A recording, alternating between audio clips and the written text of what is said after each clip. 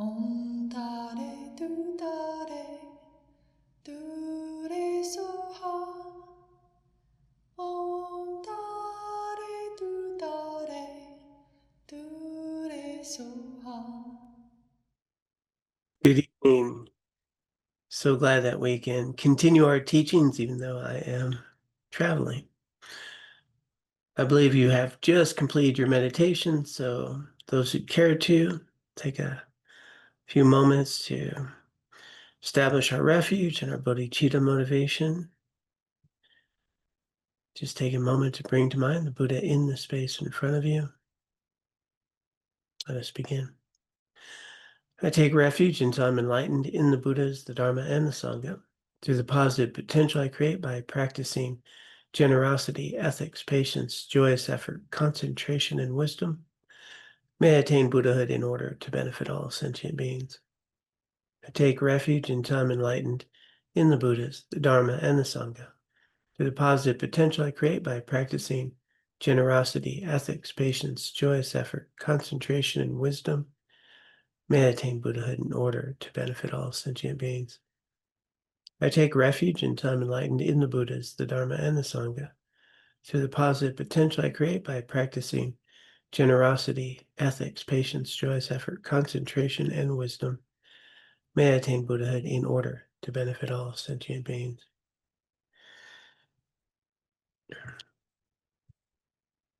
All right, so good to be with all of you. Yeah, today I'm traveling. Should be hopefully in Arizona tonight and then continuing on to California, but I didn't want to miss an opportunity for us to gather and continue to contemplate these 7-point cause and result of Bodhicitta practice. So let's go ahead and get right to it here. The 7 points, remember, are the methods in which one cultivates bodhicitta. There's the 2 primary methods. One is the 7-point cause and effect. The other one is equalizing and exchanging self for others. So that's last week we got into, I think, a really rich discussion on the first point, which is seeing everyone as having been our mother. And with that, we realized some people had some difficult experiences with their mothers, had lots of struggles. Some mothers, due to their own experiences, weren't able to maybe give us the love that we thought that was really necessary for us. And so we move from simply our mother in that case to really thinking about how everyone actually gives life to us. We'll tap into that a little bit today. When you think about giving birth to us, well, every day we survive because of others. Others actually give birth to us, right? Our food, our clothing, our shelter, the roads we travel on, etc. Everything that we have, everything that we know, everything that we need to survive is because of others and people we've never met. But specifically, being able to recognize that there's a person, that's really been primarily supportive to us in our lives is invaluable. And if we can do it with our mom, that's where we start. That's the traditional method. But if that's not possible at this point, then, who else is in that role? And so now we move to the second point of remembering the kindness of your mother. So first point, technically, is point 0, equanimity. We've covered that. Then seeing everyone as having been your mother. That one's really just, that's where we want to be when we recognize even the people we don't like are giving life to. Even people right now we might have some pretty strong feelings against. Well, what are they doing to support you? What are they doing to help you even in your path? There's the people that, cause us a great deal of mental, emotional distress. And they get to show us our mind. They also get to show us this grasping that we have to ourselves, the core root of our problem. And that's the thing to remember. The core root of all of samsara is a self-centered self-cherishing based on something that's not true about yourself, which leads to the grasping and clinging of being separate and independent and existing in this way that seems very real to us. And so all of these practices towards bodhicitta, great compassion, is to remove suffering. And what's the best way to remove suffering? Remove the primary cause. And so these practices of learning to live more in reality, understanding how we exist, which, by the way, is interdependent, right? We exist independent upon causes and conditions. And you hear me say it all the time. And, it's just so important. It's not something we kind of know or learn and write down, but we only exist independent upon countless causes and conditions, people that we've never met, people who lived thousands of years ago. We have this teaching because of thousands of years ago, so we can learn to read and write, not simply because we learn to read and write, but because somebody created language, right? Not somebody, many people have created language. They created writing, the ability to write, or sit there and think about all the conditions that were necessary for, a shirt that I'm wearing, and somebody had to figure out, needle and thread, cotton, how to grow cotton, cotton gin had to be invented. We exist as human beings independent upon countless others we've never met. And we don't see ourselves that way. We see ourselves very independent. There's me and mine, them and theirs, people I like, people I don't like, and things that are fun, things that are not, things that support who I am and things that don't, and don't really accord how we see ourselves with reality very well. And so in this process of 7-point cause and effect, it's really bringing us to reality. We really did have a mother who gave life to us, and she didn't do it alone. All of her genetics, all of her parents, grandparents, all those causes and conditions, all the people that gave life to her. We had a father who was part of this process, and everything that came into his life. We exist, yes, in one sense because of these two people, but we also exist because of all the people before them, parents, grandparents, and all that genetics and the form of humanity and so forth, and then all the conditions that have ripened in our lives. Yeah. All the teachings and teachers we've received, not just in Buddha Dharma, but in everything that we've learned, skills, ability to walk. All of this is because of others, and we exist moment to moment. There's not this independent John that I get to carry around every day. I'm arising moment to moment. Everything about me is changing. And how I'm experiencing life has a lot to do with what I'm attending to. It has a lot to do with my conditioning. I have a human mind, so I see myself as very human. All of these have ripened independence upon a myriad of causes and conditions and others. And, we're here with this teaching in part because of one of my teachers who, I reflect back and I just think, wow, there's a little Tibetan boy who was traveling in the Himalayas, walking, as a little boy to go to a monastery. And he saw Gondan Monastery, which wasn't where he was initially going, but chose to go there. And because of this young, I think he was about 8, wound up going to that monastery with, thousands and thousands of monks in ancient Tibet. part of why we're here today is because that little boy wound up there. And then all the conditions that gave rise to that monastery deep in the Himalayan mountains. I mean, that's just one example. Think about how many people lived centuries ago that did things that are now giving life to us. So that's where we really want to ultimately start to bring our mind, is that all beings, are giving birth to us. But specifically, we use the mother because in general, for most of us, the mother, we have these great feelings for, and can we bring that same feeling of warmth and love to others?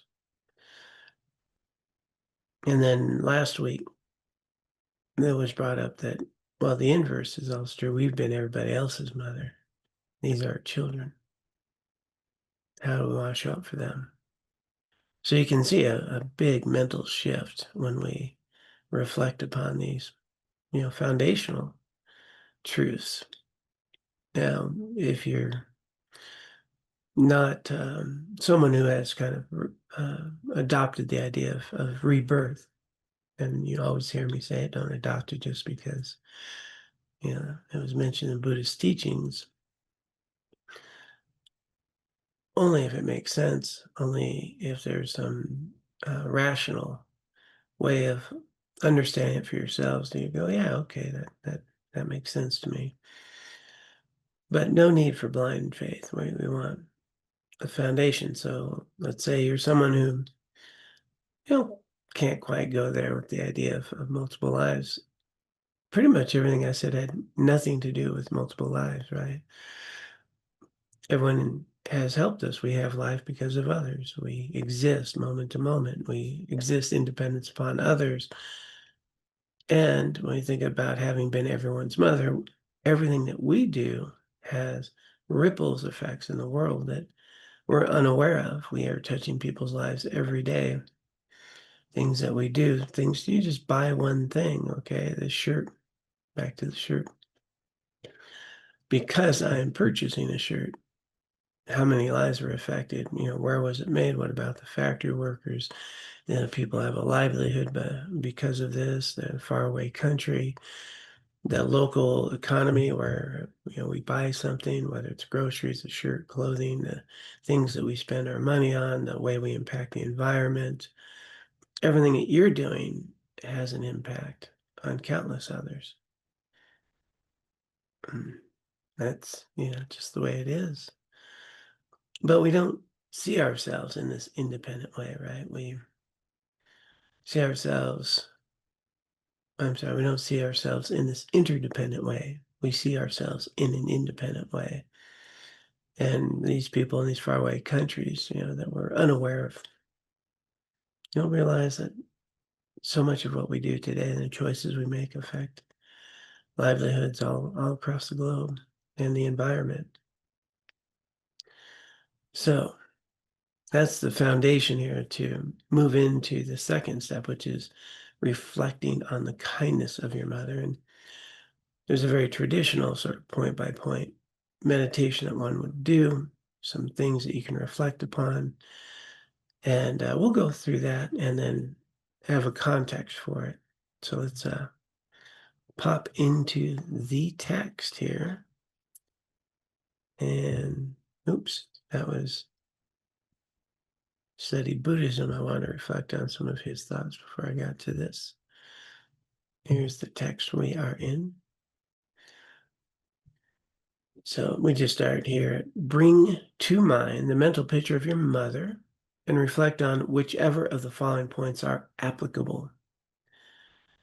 Generate a deep sense of appreciation and gratitude for what she contributed to your life and well-being. So first point, she carried you in her womb for around 10 months as your body developed from a microscopic zygote to a fetus and then to a fully formed baby.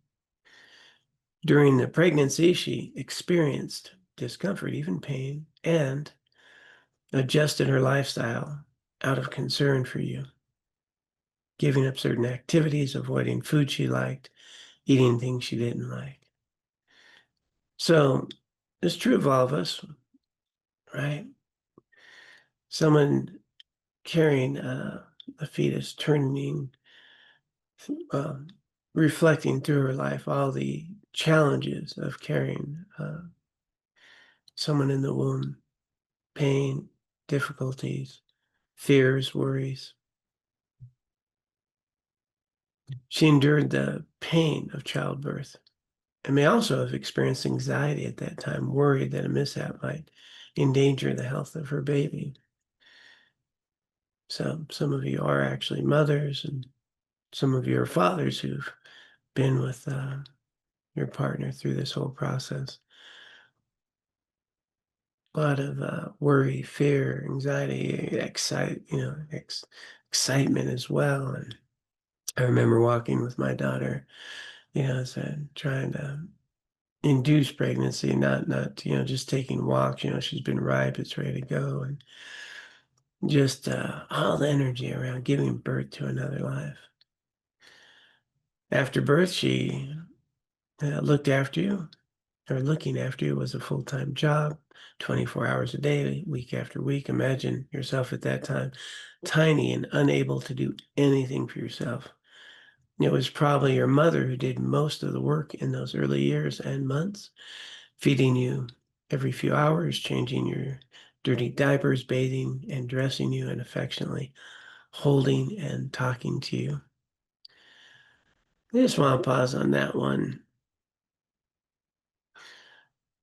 I believe I mentioned last week.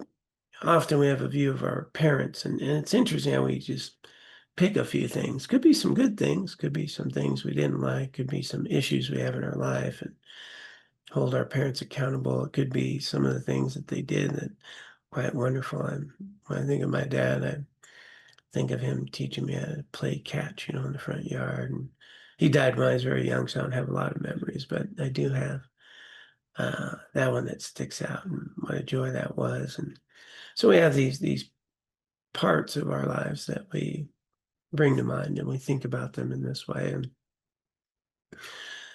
But rarely do we ever think about how completely dependent we were, and that there's no way we would have lived, without being fed, without, diapers being changed. We were completely dependent. And so for us to have any form of life today, even if we didn't like our mother, think about what she did do for us. That was difficult. And we were completely dependent. And if we have some difficult feelings, can we recognize that she cared for us? She cared for us. And she probably wanted the best for us. And, for most of us, we get that. A lot of good feelings for mothers. Some of us had, maybe now more challenging events.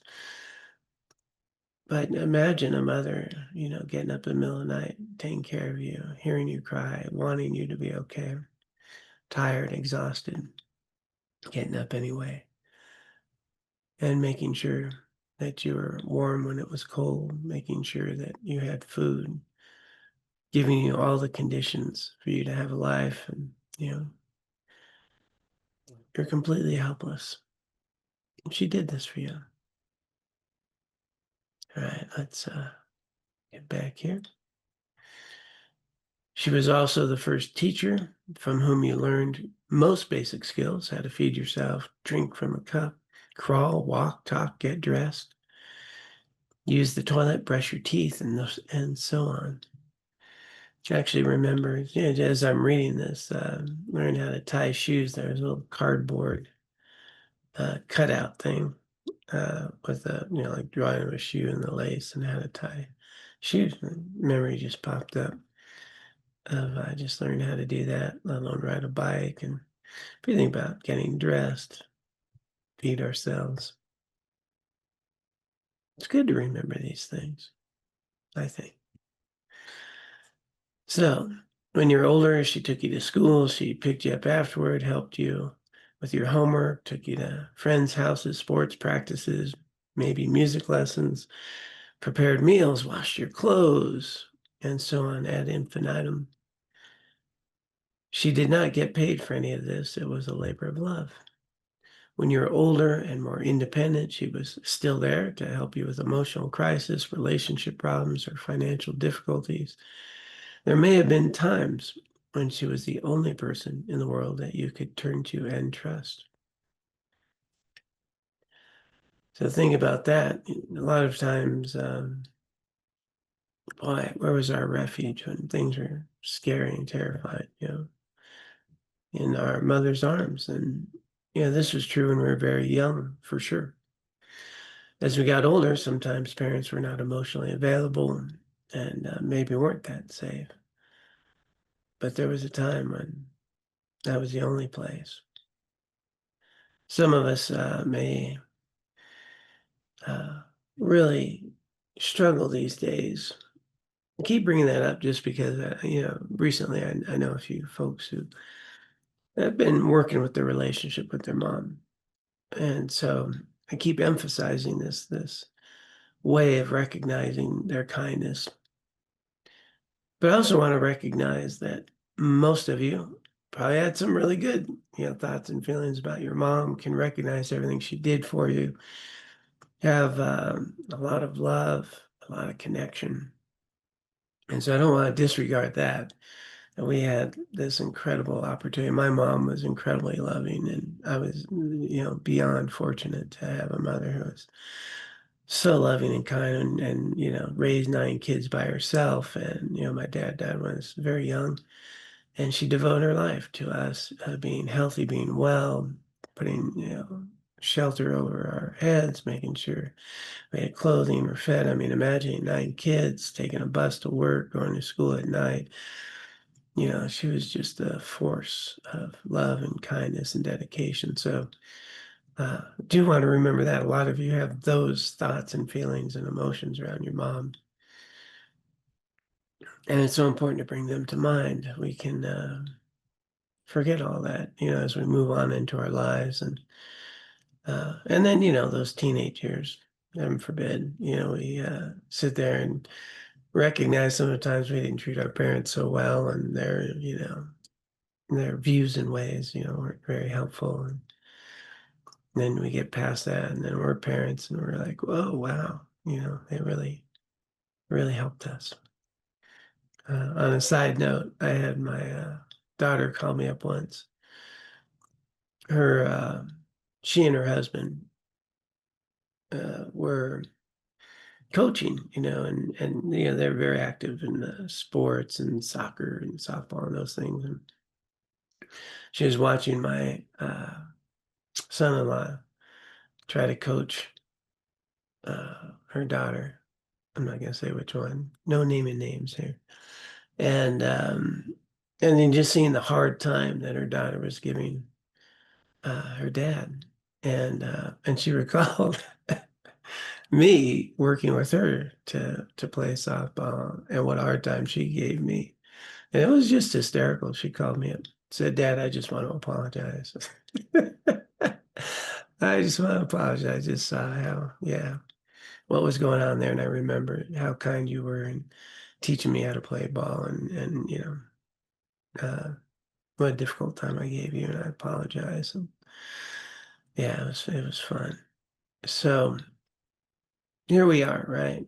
We forget sometimes our own adversity as a child and what our parents had to put up with sometimes. And that's a very simple thing. I actually did a lot of difficult things, and my mom was there for me no matter what. I mean, I took the car in the middle of the night, wasn't supposed to, got drunk, got in an accident, sneaking, in the day, and we didn't have much money, and now this car needed to be repaired, things, lots of other actual difficulties, much worse than that. But they survived everything we did as well. So bringing to mind the kindness of your mother, all that they loved us through, all of our choices that maybe were not very healthy, and really bringing this to mind. That's where we really want to sit with this. Yeah, I want to be conscious of the time, so let me get to the point that she's going to bring up here in the text. Back to, if you have memories of your mother being unkind, getting angry, or punishing you unjustly, or if you feel she didn't raise you well, contemplate how she's just an ordinary human being, not a Buddha. Understand that being a mother is difficult, and it's only natural that mothers sometimes experience anger, frustration, and sadness. It's also helpful to reflect that your mother was not always an adult. She was once a child too, and went through difficulties with her parents, at school as a teenager, and so on. Seeing her as a human being with her own problems and limitations can help you find forgiveness. By contemplating these points, if a feeling of gratitude and the wish to repay your mother's kindness arises in your mind, pause and stay focused on that feeling as long as you can. Then recall the Buddha's statement about being unable to find anyone who has not been your mother. Think of other important people in your life, such as your father, siblings, grandparents, teachers, friends, neighbors, and people you work with, and consider that each of them was your mother in previous lives and took care of you with kindness. If it's difficult to really believe that they have been your mother, at least try to accept that it could be true, and you can't be completely certain that it is not. So, yeah, first and foremost, the key point here on the difficult feelings towards one's mothers. Why do people treat each other poorly? Well, because they're struggling, right? They're suffering in some way. And then, I've been in the mental health field, let's see, 30 years or more. Yeah, about more than 30. And, you discover that people have their own struggles, worries, fears, and how many times I've been working with someone where, they've healed their relationship with their parents by understanding what their parents went through and their difficult childhood, and, what they had to deal with their grandparents and so forth, their insecurities, their struggles, their fears. And fundamentally, they didn't know how to do better. People don't decide to be bad parents. Everybody wants to be a good person, but we don't always know how due to our own struggles, worries, fears, delusions, traumas, and so forth. So just digging into that can be very helpful. And then compassion, forgiveness arises. Then we move into, wow, look at all they've been through. And then if we've had these loving, incredible memories pop up, wow, I've always loved my mom, and, it's amazing. And so at some point, we can get to this sense of gratitude and deep appreciation. And we sit with that. And then the invitation is to move it towards others and see them as having been our mother. And this is that next point of recognizing maybe I can't think about multiple lifetimes and how we've all been around. But as we mentioned, we don't know, right? I don't know if you have any scientific evidence that says we haven't been born before, have a rebirth, or the other one has. If you have the scientific research on that, let me know. So the question is, I don't know. So I don't know. And I don't know is, an appropriate response for most of us. I don't know. Could be. Might make sense. Might not make any sense at all, but I don't know. So is it beneficial to think that they could have been? It's possible. You might find that helpful. But it still might be a bit of a reach.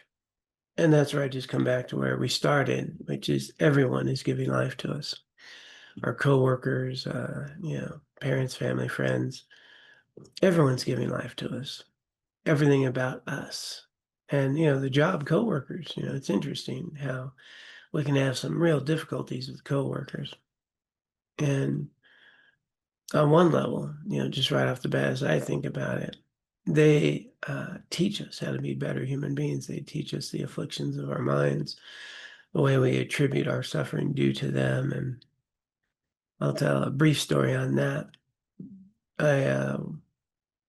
Let's see, early I'd just been able to become a dad. In other words, I'd lost my daughter when she was about 10 months old, 9, 10 months old, due to my inability to be a good dad.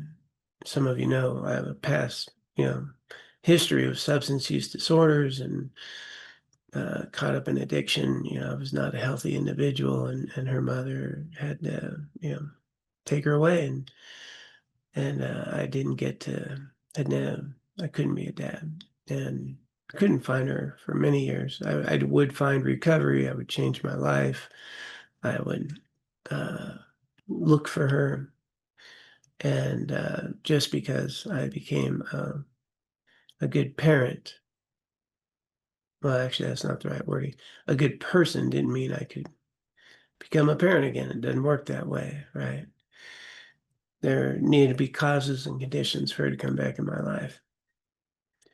And eventually it did happen. I was, best day of my life and finding her. So I had found recovery. I had years of recovery. I found out she was 8.5 when I got to meet her and have her come live with me. And so at this kind of turning point in my life, I was working at really thought about wanting a career. And prior to that, I was a counselor. I was working in the mental health field. I kind of just worked at places where I just thought I could be helpful. Didn't worry a lot about how much money. I just want to be helpful and work in healthy environments. And at one point, I was given a job to help restructure a program for adolescents, and it was pretty dysfunctional. And so we had a team that went in there and um, you know kind of put a healthy, ethical environment back in place. I don't want to get into all the nonsense that was there, but as part of that process, the owner's daughter was one of the most problematic people. In turn, she was in a relationship with the counselors, and there's a lot of nepotism and a lot of inappropriate boundaries and behaviors. And so as part of this team to restructure, and I was the organizational supervisor there. It took her out of a position of authority and back into a role of a counselor. We set up ethical guidelines, boundaries, all that stuff. And, that was, we had sort of carte blanche to come in and make this place healthy. So it was good. We had a good team and things are going along. But anyone who knows anything about organizations knows that change does not take place very easily, and there's a lot of resistance to change, and there's a lot of inertia around organizations. So we're getting things back on track. Things are going good, but as time wore on, the owner, I don't know, his relationship with daughter, whatever, decided to take a different tact, and he put her in charge again. And now she was my boss. And I remember clearly that she called me in the office, with this new change, and had me explain to her what I thought my job was. And, just kind of really establishing she's the boss now, and what is, your job. And basically, if I had not just gotten my daughter back and focused on being, a provider and caring for her, there's no way I would have swallowed my pride and ego and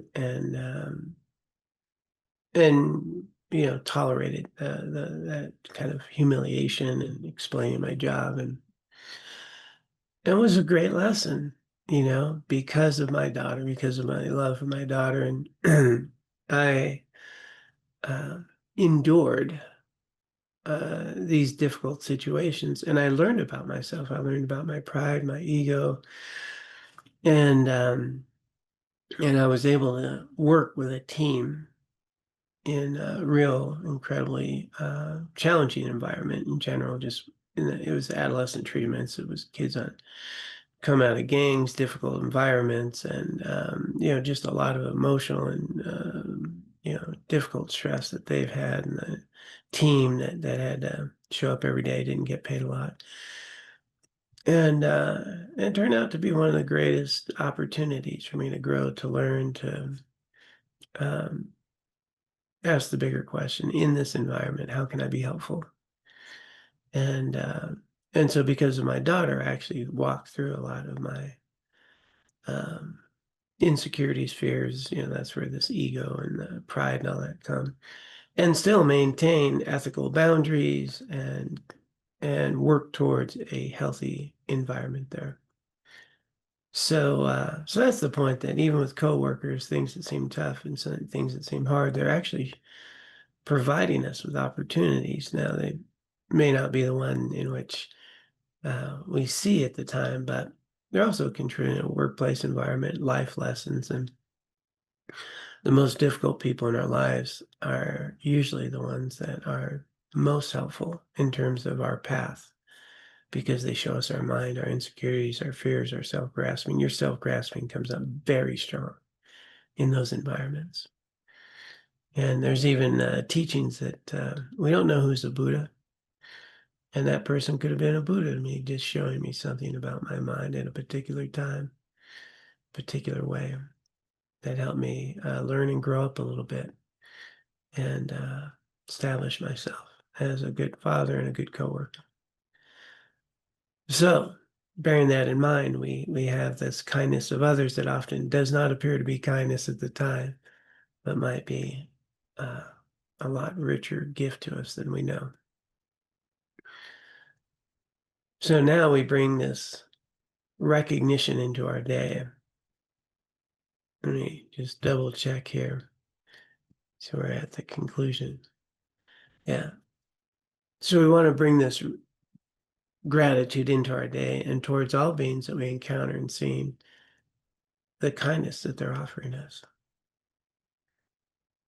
Conclusion: feel grateful for the help and kindness that you've received from your mother of this life. Resolve to gradually extend this awareness to others who were your mothers in past lives. And one of the things that we can do, just simple practices to ease our way into this, is when you're driving, recognize everyone is cooperating, right? They're trying to stay in their own lane. They want to get somewhere safe. So am I. I mean, we survive because of cooperation, that people stop at red lights, that people are paying attention, hopefully, when they're driving. A lot of texting goes on there. But this idea of cooperation, grocery stores, walking on the sidewalks, driving in cars, the people you encounter, people who wait in line. Our whole life exists because of cooperation of others, and this idea of social contract, how we show up, and certain norms that we are established, and start to see every day in all the things that we take for granted, people are giving life to us. They're helping us survive. We're cooperating. When things go sideways, there's a robbery or a shooting or things that happen, they stand out because they're not normal. And so a lot of attention goes to what's going wrong because it's unusual. We can talk about today, we have a lot more kind of acts that we see on the news in that way. But if you look at your day-to-day, even if you live in a tough neighborhood, I used to live in some tough neighborhoods, mostly people are cooperating. They're going to the store, they're buying their groceries, they're walking home, they're taking the bus, they're doing the things that we all get along. And then sometimes there's a robbery, sometimes there's violence, but that's not the norm. And our mind doesn't recognize all the cooperation. Our mind doesn't recognize how we get to live together. And so the opportunity here to begin with, first and foremost, we can bring those attitudes with your mother and start to recognize how people give us life. And if you can, go the traditional route and think about rebirth and how everyone's given life to us, been our parents or we've been their parents and we're related. It's wonderful. We may not be able to be there now, but we can start with understanding this incredible level of cooperation and how everyone we're coming in contact with is part of this journey with us, giving us life, teaching us lessons, and allowing us to have life that we live now. And, built the homes we live in, the streets we drive on, the books we get to read, the computers or phones we're using now, all because of others. And as we engage in our day with coworkers and other people that we encounter, grocery store and so forth, this incredible level of cooperation that gives rise to life that we get to live. And to bring that into your daily life, it'll radically change your interactions with others. All right, I'm going to pause there because I do want to allow you all time to talk to each other, stay on, have discussions with each other, and how's this really work in your life? And then I'll have Rachel be kind enough for a little dedication there. So thank you for all the good that you bring to the world. I'm so glad technology allows us to bring these teachings into our lives. So grateful for that. So please be well. Take good care of yourselves and mama stay, let's see the mother and all others as best we can. Om Tare Tu Tare Tu Re Soha. Om Tare Tu Tare Tu Re Soha. Om Tare Tu Tare